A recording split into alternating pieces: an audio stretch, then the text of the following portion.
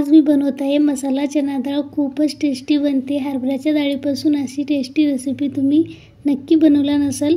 अशा प्रकारे बनवून पहा, सर्वजण आवडीने खातील। मी लक्ष्मी, माझ्या रेसिपीमध्ये तुम्हा सर्वांचं खूप खूप स्वागत आहे। चला तर मग सुरुवात करूयात रेसिपी बनवण्यासाठी। त्यासाठी मी येथे 1 वाटी हरभऱ्याची डाळ 6 तासासाठी भिजत ठेवली होती। अशा प्रकारे जर हरभऱ्याची डाळ तुटली तर भिजून झाली आहे असे समजेल। याला आता स्वच्छ 2 ते 3 वेळेस धुवून घ्यायचं आहे आपल्याला।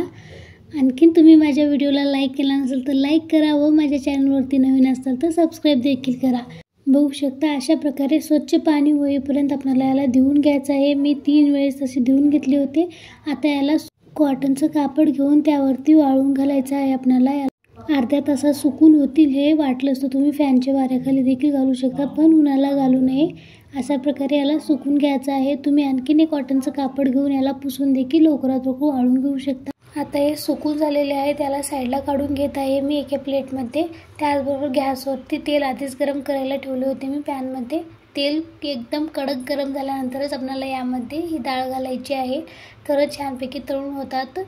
एकदम कडक तेलामध्ये घातलेले आहे, तुम्ही बघू शकता। येथे याला हाय फ्लेमवरच आपल्याला तळून घ्यायचं आहे। जास्तीत जास्त 2 मिनिटाच्या आत तळून होतात। अशा प्रकारे इथे तळून घेत आहे, तुम्ही बघू शकता। इथे एकदम मस्त आणि खुसखुशीत हे चना डाळ बनून रेडी होते। खूपच टेस्टी लागते। आपण सहज जेवते वेळेस देखील खाऊ शकतो, इव्हनिंग टाइमला देखील खाऊ शकतो।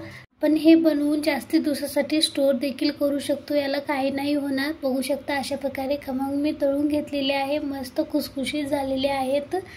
तुम्ही देखील करून पहा। त्याचबरोबर मी इथे कढीपत्ता देखील तळून घेत आहे, यामुळे खूप छान असा टेस्ट येतो। तुम्ही या ठिकाणी लसणाचा देखील वापर करू शकता। मी असेच सिंपल बनवले आहे। तुम्ही या ठिकाणी लसूण आणि शेंगदाणे देखील तळून घालू शकता। अशा प्रकारे आता हे सर्व तळून रेडी आहेत। तेलकट देखील होणार नाही जास्ती। आता याला एका प्लेटमध्ये ट्रान्सफर करत आहे। आता एका प्लेटमध्ये घालून झाल्यानंतर यामध्ये जे आपण कढीपत्ता तळून घेतलो होतो ते देखील यामध्ये घालून घ्यायचं आहे। त्याचबरोबर जास्ती काही थोडेसे मसाले घालत आहे मी येथे। जिरा पावडर घालत आहे, त्याचबरोबर चाट मसाला घालत आहे, आणखीन चवीनुसार मीठ, थोडंसं लाल तिखट घालायचं आहे। हे सर्व घालून मिक्स करून घेऊ शकता। एकदम मस्त चटपटीत अशी ही मसाला चना डाळ बनवून रेडी होते। माझी ही रेसिपी कशी वाटली कमेंट्समध्ये नक्की सांगा। आवडल्यास चॅनलला लाईक, शेअर आणि सबस्क्राईब देखील करा। अशा प्रकारे चटपटा डाळ बनवून रेडी आहे। तुम्ही हा माझा व्हिडिओ शेवटपर्यंत पाहिल्यामुळे तुम्हा सर्वांचं खूप खूप धन्यवाद। चला तर मग पुन्हा भेटूया अशाच एका छानशा रेसिपी बरोबर।